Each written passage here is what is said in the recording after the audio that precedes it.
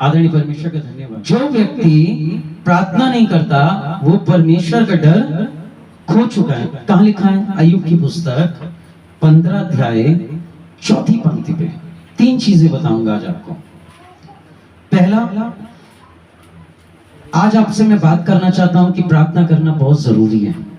इसी के विषय में मेरे प्रियो आज मैं आपसे परमेश्वर का वचन बांटूंगा। जो व्यक्ति प्रार्थना रोज नहीं करते वो परमेश्वर का डर खो चुके हैं, पहली बात। जो व्यक्ति प्रार्थना नहीं करते वो परमेश्वर को खुश करना भी बंद हो चुके हैं, दूसरी बात। तीसरा, जो लोग प्रार्थना रोज नहीं करते वो परमेश्वर का ज्ञान खो चुके हैं। और ये तीनों चीजें 2 चीजें अय्यूब में भजन संहिता में लिखी है। पहला पॉइंट कि जो लोग प्रार्थना नहीं करते वो परमेश्वर का डर खो चुके हैं। अय्यूब की पुस्तक 15 अध्याय और उसकी 4 पंक्ति पे, वरन तू परमेश्वर का भय मानना छोड़ देता और परमेश्वर पर ध्यान लगाना औरों से प्रार्थना नहीं करता वो परमेश्वर का डर खो चुका है। अय्यूब की पुस्तक 27 की 10 पे लिखा है मेरे। अय्यूब की पुस्तक 27 अध्याय उसकी 10वीं पंक्ति निकालेंगे तो वहां इस प्रकार से लिखा है, क्या वह सर्वशक्तिमान से सुख पा सकेगा? हर समय परमेश्वर को पुकार सकेगा? जो लोग परमेश्वर से प्रार्थना करना बंद कर देते हैं वो परमेश्वर से खुश होना भी बंद हो जाते हैं। यदि आप परमेश्वर से खुश होना बंद हो चुके हो तो आप प्रार्थना करना बंद हो जाओगे। यदि आप प्रार्थना करना बंद हो जाओगे तो परमेश्वर का ज्ञान भी आपके जीवन से चला जाएगा। भजन संहिता 14 की 4, क्या किसी अनर्थकारी को कुछ भी ज्ञान नहीं रहता? जो मेरे लोगों को ऐसे खा जाते हैं जैसी रोटी। जो लोग प्रार्थना नहीं करते ना प्रतिदिन, यहाँ लिखा है वो परमेश्वर का ज्ञान खो देते हैं। उनसे खुदा बात करना बंद हो जाता है। उन्हें बाइबल समझ नहीं आती, ये अक्षर रहता है केवल। इसलिए मेरे प्रियो पर वापिस आए, अब प्रभु को पुकारना शुरू करें।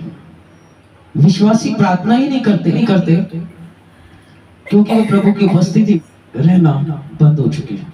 याद रखिए, यदि आप प्रार्थना नहीं करेंगे तो प्रभु से माफी भी नहीं मिलेगी आपको। जो लोग प्रार्थना करते हैं, रोज प्रतिदिन प्रार्थनाओं में समय बिताते हैं, वे साबित करते हैं कि वो परमेश्वर से डरते हैं। जो लोग रोज प्रार्थना करते हैं वो ये साबित करते हैं कि वो परमेश्वर को प्रसन्न करते हैं। जो लोग रोज प्रार्थना में समय बिताते हैं वो लोग ये साबित करते हैं कि वो परमेश्वर को जानते हैं। अगर आपका समय प्रार्थना में नहीं बीतता तो आप परमेश्वर को कभी नहीं जानते। अगर आपका समय परमेश्वर के नाम में प्रार्थना में नहीं बीतता तो आप परमेश्वर को प्रसन्न नहीं कर सकते। अगर आपका समय प्रार्थनाओं में नहीं बीतता तो आप परमेश्वर से कभी नहीं डरते हैं। एक ऐसा स्थान है जहां पर दुष्ट आत्माएं नहीं पहुंच सकती और वो है प्रार्थनाओं का स्थान। ऐसा कौन सा स्थान है? लिखा है, जो परम प्रधान के छाए हुए स्थान में बैठा रहेगा। जब आप परमेश्वर के कदमों के करीब बैठते हैं, ये वो स्थान होता है जहां पर विपत्तियों को आने का इजाजत नहीं होती। यही वो स्थान होता है जहां पे बीमारियों को आने की, मेरे प्रियो, कोई इजाजत नहीं होती। वह प्रार्थनाओं का आपका समय, वो सर्वशक्तिमान की छाया में ठिकाना पाएगा। कौन सी ऐसी जगह है जहां पे आप ठिकाना पा सकते हो? सर्वशक्तिमान की छाया। जब आप प्रार्थना करते हो तो परमेश्वर की छाया आपके ऊपर पड़ती है और वो आपको संभालना शुरू करती है। हालेलुया। परमेश्वर की छाया जब आपके ऊपर पड़ती है तो आपका जिंदगी आनंद के साथ बीतने लगती है। एक ही स्थान है मेरे प्रियो जो आपको सुरक्षित रखेगा, वो है परमेश्वर के प्रार्थनाओं का स्थान। अच्छा होगा अगर आप वापिस घर आ जाएंगे, अर्थात प्रार्थनाओं में समय बिताएं। आप वहां से बाहर जा चुके हैं काफी समय से, प्रार्थनाओं के स्थान से। अच्छा होगा कि आप घर वापिस लौट आए और प्रार्थनाओं में क्या करें? समय बिताएं। जब आप प्रार्थनाओं में समय बिताओगे तो परमेश्वर आपके विपत्तियों को खत्म करना शुरू करेगा।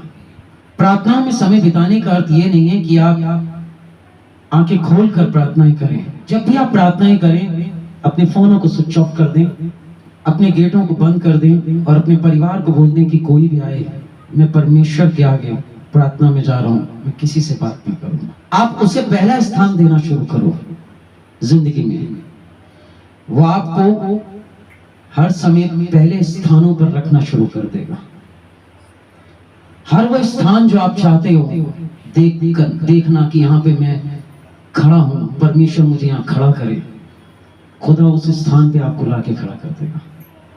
यदि आप परमेश्वर यीशु को पहला स्थान दोगे, रोज पूजा करके, उसका वचन पढ़ के, तो आपको जिंदगी में पहले स्थान में खड़ा कर देगा और आप बढ़ते ही चले जाओगे मेरे प्रियो। ऐसे बहुत से विश्वासी हैं जिनका जीवन बदला हुआ नहीं है। आप उनके लिए क्या कर सकते हो जानते हैं? प्रार्थना। लेकिन एक विश्वासी वो भी नहीं करता है। ऐसे बहुत से विश्वासी हैं जिनका जीवन बदला हुआ ही नहीं है। वो दुआ करते हैं लेकिन लोग चंगे हो जाते हैं। वो दुआ करते हैं, किसी का बुखार उतर जाता है। वो दुआ करते हैं, किसी के बिगड़े काम बन जाते हैं, लेकिन उनके शरीर से अभी भी नशे की आदत नहीं गई है। उनका जीवन ही नहीं बदला हुआ है। वो आज भी कुबेर खाते हैं। बहुत से विश्वासी हैं जो कुबेर खाते हैं। बहुत से ऐसे विश्वासी हैं जो सिगरेट पीते हैं। बहुत से ऐसे विश्वासी हैं जो वाइन पीते हैं। बहुत से ऐसे विश्वासी हैं जो गालियों के साथ बातचीत करते हैं। और बहुत से ऐसे विश्वासी हैं जो बहुत ज्यादा झूठ बोलते हैं। बहुत से ऐसे विश्वासी हैं जिनमें कपट है। कपट पता है किसको कहते हैं? अंदर कुछ बाहर कुछ।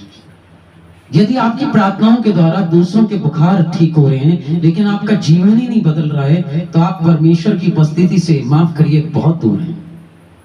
और यदि आप परमेश्वर की उपस्थिति से दूर हैं तो आपके जीवन में समस्याएं आने से कोई भी नहीं रोक पाएगा मेरे प्रियो। इसलिए जरूरी है कि आप प्रार्थनाओं में जाएं और अपने परमेश्वर से बोलें कि वो आपके नेचर को बदले। अगर आपका नेचर बदलेगा तभी आपके जीवन में बीमारियां आने से रुक सकती हैं। याद है प्रभु यीशु मसीह, फिर से पाप मत करना, नहीं तो भारी विपत्ति में पड़ेंगी आप। यदि आप विपत्तियों में पड़ने की शुरुआत करना चाहते हो ना, आप अपने जीवन को विपत्तियों में डालना चाहते हो, नौकरियों से हाथ छुड़वाना चाहते हो और अपने घर के अंदर बीमारियों को लेके आना चाहते हो, घर में झगड़ों को आप जन्म देना चाहते हो कि लोग आपके विरोध में खड़े हो जाएं, विपत्तियां आपके जीवन के अंदर आ जाएं, तो आप अपने रिश्ते को परमेश्वर से कमजोर कर लेना। इस बाइबल को बहुत कम पढ़ना, बिना प्रार्थना करे घर के बाहर निकल जाना, देखना आपका जीवन ऐसे ही होता चला जाएगा। बहुत सारे विश्वासी हैं जिनका जीवन भी बदला हुआ नहीं है। आप उनके लिए क्या कर सकते हो? केवल प्रार्थना, वो भी आप नहीं करते हो। ऐसे बहुत से विश्वासी हैं जिनका संबंध परमेश्वर के साथ अच्छा ही नहीं है। आप उनके लिए क्या कर सकते हो? प्रार्थना।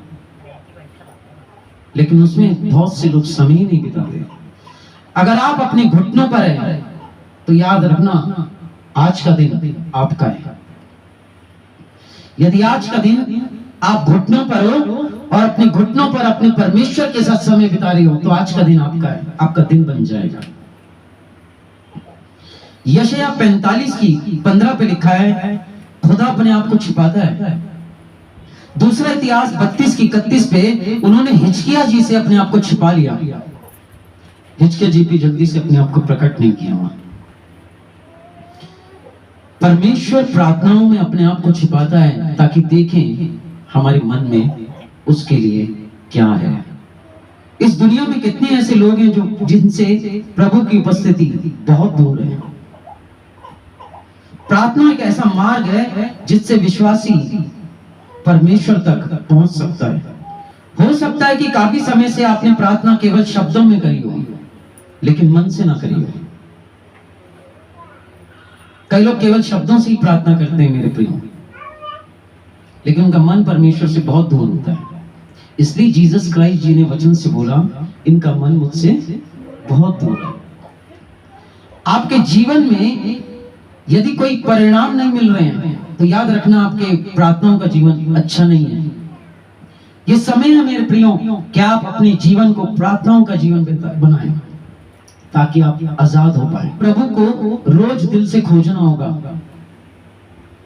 आपको प्रभु उत्तर नहीं देगा, अगर आपकी प्रार्थना निरंतर शक्तिशाली नहीं है। अधूरे दिल से की गई प्रार्थना परमेश्वर की ओर से अनदेखी होती है। अधूरे दिल से, पूरे दिल से नहीं बैठना। अधूरे दिल से की गई प्रार्थना अनदेखी होती है और ये प्रभु की ओर से कबूल नहीं होती है मेरे प्रियो। निरंतर प्रार्थना धार्मिकता का जीवन लेके आती है आपके जीवन में। प्रार्थना ही है जो आपके रिपोर्टों को बदल पाएगी। प्रार्थना ही है जो आपके नेचर को बदल पाएगी। प्रार्थना ही है जो आपको एक अच्छा विश्वासी बना के खड़ा कर सकती है। अगर आप अपने लिए प्रार्थना नहीं करते और ना करवाते हो तो आपका जीवन कभी नहीं सुधर सकता। 100 में से 90% क्रिश्चियंस लोगों का जीवन बिगड़ैल है, बिगड़ा हुआ है। प्रार्थना ही है जो किसी के जीवन को बदल सकती है। निरंतर प्रार्थना करिए। यदि आप मनुष्यों की संगति में रहते हैं और मनुष्यों की संगति में आपका जीवन बिगड़ता ही चला जाएगा, लेकिन यदि आप परमेश्वर की संगति में रहेंगे तो परमेश्वर अपने जैसा आपको बना देगा। मसीह जीवन जो शुरू होता है वो यीशु मसीह के जैसा जीवन जीना को कहते हैं मसीह जीवन जीना। यदि आपका जीवन यीशु के जैसा नहीं है तो आपका जीवन मसीह जीवन नहीं है। जब मसीह आप में आता है उसको कहते हैं मसीह जीवन जीना। यीशु में होने का अर्थ क्या है? कई लोग कहते हैं मैं यीशु मसीह में हूं, मैं यीशु मसीह को मानता हूं। यीशु मसीह में होने का अर्थ है कि उसके साथ प्रतिदिन आपका समय बीतता हो।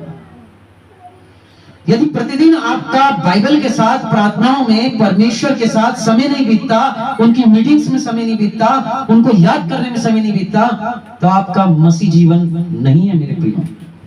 आज बहुत से विश्वासी हैं जिन्होंने बाइबल का वचन पाया है लेकिन यीशु को बिल्कुल नहीं पा रखा। उन्होंने बाइबल को तो पा रखा है लेकिन यीशु को नहीं पा रखा। बाइबल है बस उनके पास परमेश्वर के नाम में, लेकिन यीशु उनकी जिंदगी में दूर दूर तक नहीं। इसलिए मेरे प्रियो, आप सच में वचन के अनुसार प्रार्थना नहीं करते तो आपकी परिस्थितियां कभी नहीं बदलेंगी।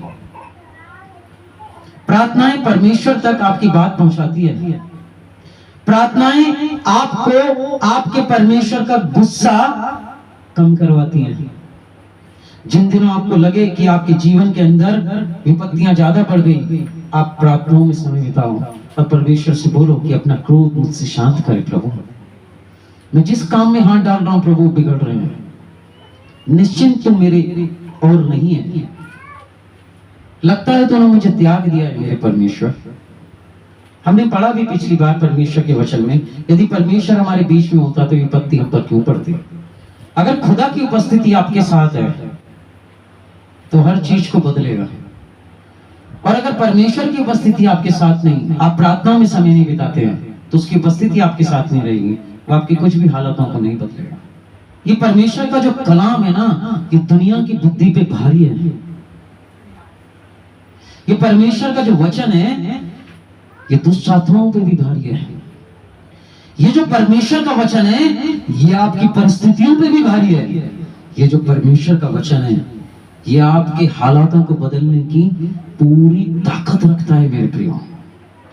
यदि इस मां ने अपने बेटे के लिए विश्वास रखा है कि यीशु मसीह उस गांठों को ठीक करता है और वो मां प्रार्थनाओं में समय बिताती होगी, निश्चिंत उसकी गांठें यीशु के नाम में चली जाएंगी, क्योंकि बाइबल का परमेश्वर ऐसा करने में विश्वास योग्य है। हमें इसलिए मेरे प्रियो अपनी प्रार्थनाओं में अपने समय बिताओ और रच के प्रार्थना करो। एक ऐसा स्थान अपने घर में बनाओ जो गुप्त का हो। लिखा है ना, गुप्त में जाना और द्वार बंद करना।